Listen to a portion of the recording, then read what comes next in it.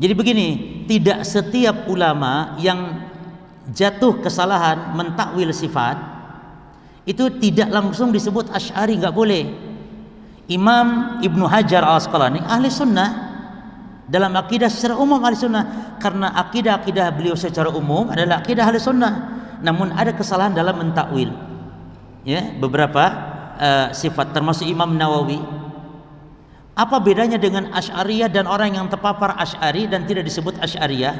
Kalau Asy'ariyah dia mengajak kepada madhabnya secara, dan bukan hanya dalam masalah sifat Allah.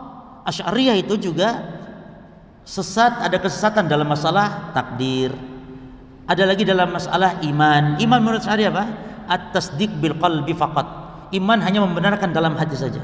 Jadi maksud dengan Asy'ari yang dimaksud yakni perjalanan Imam Abu Hasan dalam fase akidahnya setelah dia tobat dari Mu'tazilah, namun sebelum mengikuti akidah as-salaf.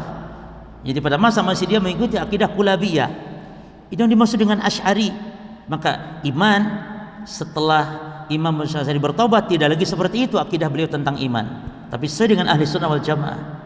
Namun sebelum itu mengatakan iman adalah at-tasdiqu bil qalbi faqat, meyakini dalam hati saja. Sementara imam-imam yang tadi disebutkan, Imam Ibnu Hajar Al-Asqalani, dia tidak tersesat dalam masalah-masalah yang lain. Secara umum akidah mereka ahlus sunnah. Makanya tidak boleh mengatakan Imam Ibnu Hajar itu Asy'ari karena sebab kesalahan beliau dalam mentakwil.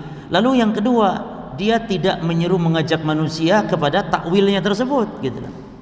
Jelas ya. Jadi ada ulama yang terpapar, ya, yakni mentakwil, dan tidak setiap yang mentakwil harus disebut Asy'ari karena mungkin kesalahan hanya sedikit dibandingkan dengan sahihnya akidah yang luas secara umum.